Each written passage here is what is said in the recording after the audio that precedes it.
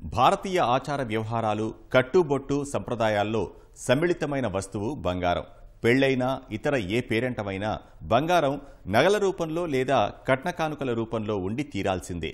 భారతీయుల జీవన విధానంలో ఇంతలా పెనవేసుకున్న పసిడి ధరలు మాత్రం ఆకాశాన్ని అంటుతున్నాయి. తులం బంగారం ధర 98,000 రూపాయలను దాటి రేపో మాపో లక్షకు చేరువయ్యేందుకు సిద్ధమైంది. రాబోయే రోజుల్లో ఇంకా పెరిగే సూచనలు కనిపిస్తున్నాయి.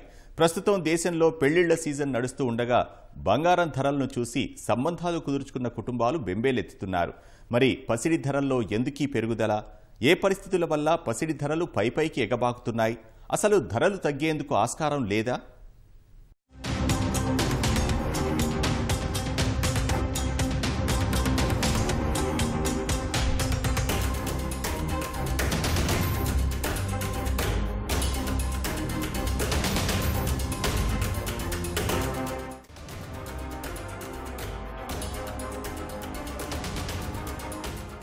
భారత్లో నడుస్తున్నది పెళ్లిళ్ల సీజన్. శుభకార్యాలతో ఊరూరు కళకళలాడుతున్న సీజన్. కానీ ప్రపంచంలో నడుస్తున్నది మాత్రం సంక్షోభాల సీజన్.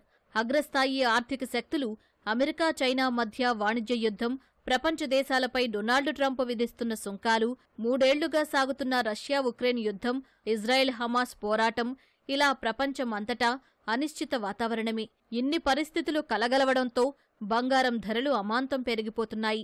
భారతీయుల సంస్కృతి సంప్రదాయాల్లో భాగమైన పసిడి అందనే అందను అంటోంది.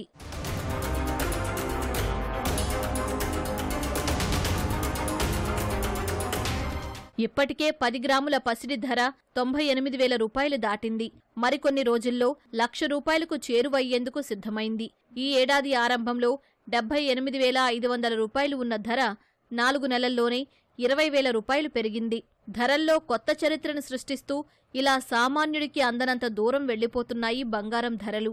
అయితే అంతర్జాతీయంగా నెలకొన్న పరిస్థితులను చూస్తూ ఉంటే బంగారం ధరల పెరుగుదల ఇక్కడితో ఆగేలా లేదని, రాబోయే రోజుల్లో మరింత పెరగడమే తప్ప తగ్గేందుకు ఏమాత్రం ఆస్కారం లేదని నిపుణులు అంచనా వేస్తున్నారు.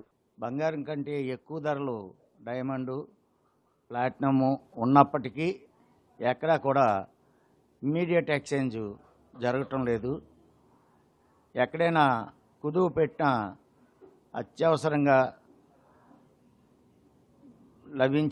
ఎక్స్చేంజ్ లభించే ఏకైక సాధనం బంగారం. అందుకే ఈ బంగారం ధర రోజు రోజు పెరుగుతుంది. జనాలు అలవాటు పడిపోతారండి. బిజినెస్ మన ఇండియన్ ట్రేడ్లో జ్యువెలరీ ఎప్పుడైనా పెళ్లి వచ్చిందనుకో జ్యువెలరీ కావాల్సిందే. కానీ దానికి అలవాటు పడిపోతారు. ఇప్పుడు అది కాలంలో కూడా ఎలానే పెరిగింది, ఇప్పుడు కూడా పెరుగుతుంది.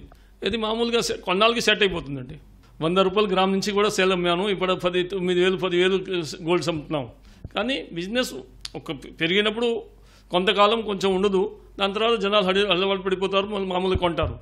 కానీ ఒకసారి ఫిక్స్ రేట్ ఒక లెవెల్లో ఫిక్స్ అయిపోవాలి. అప్పుడు కానీ బిజినెస్ కూడా బాగానే ఉంటుంది. వాస్తవానికి బంగారం ధర ఇంత అధికంగా వేగంగా పెరుగుతుందని ఎవరూ ముందుగా అంచనా వేయలేదు. 3 నెలల క్రితం వరకు ధరలు పెరగవచ్చని నిపుణులు అంచనా వేశారు. కానీ డొనాల్డ్ ట్రంప్ అమెరికా అధ్యక్షుడిగా బాధ్యతలు చేపట్టిన తర్వాత పరిస్థితి ఒక్కసారిగా మారిపోయింది. కారణం ట్రంప్ ప్రారంభించిన టారిఫ్ల యుద్ధమే. దీనివల్ల అభివృద్ధి చెందుతున్న దేశాల కరెన్సీలు బలహీనపడ్డాయి. కొన్ని దేశాల్లో ద్రవ్యోల్బణం పెరిగింది. దీంతో ఎంతో సురక్షితమైన ఆస్తిగా భావించే బంగారానికి గిరాకీ పెరిగి ధరలకు రెక్కలు వచ్చాయి.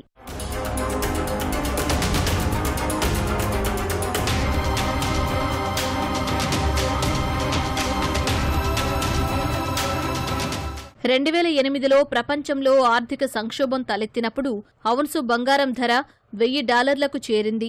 కోవిడ్ సంక్షోభం తలెత్తినప్పుడు అది $2,000 చేరగా ఇప్పుడు $3,000 దాటింది.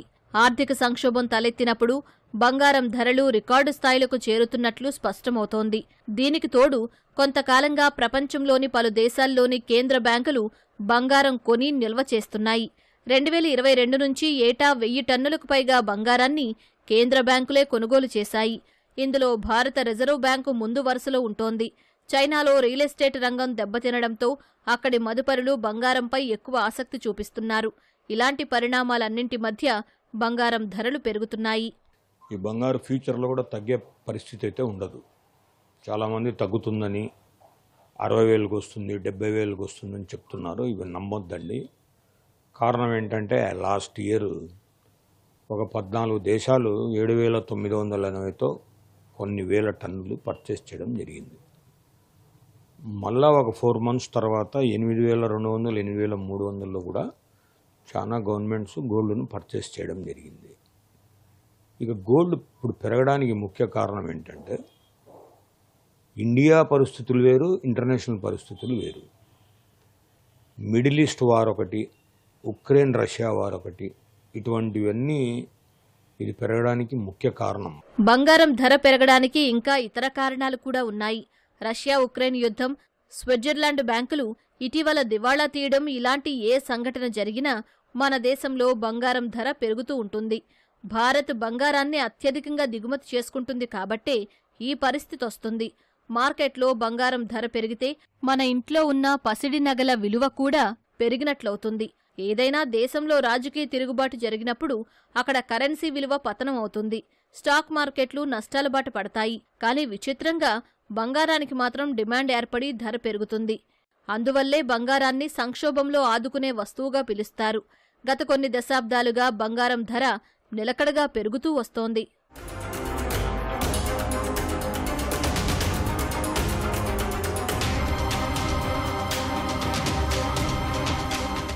ఇతర పెట్టుబడి సాధనాలతో పోలిస్తే ద్రవ్యోల్బణానికి మించి రాబడి ఇచ్చిన చరిత్ర బంగారానికి ఉంది.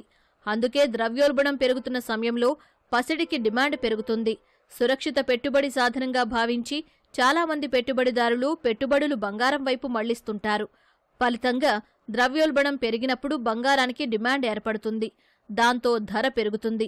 అయితే మార్చి నెలలో రీటైల్ ద్రవ్యోల్బణం 6 ఏళ్ల కనిష్టానికి పరిమితం కాగా టోకు ద్రవ్యోల్బణం 6 నెలల కనిష్టానికి చేరింది.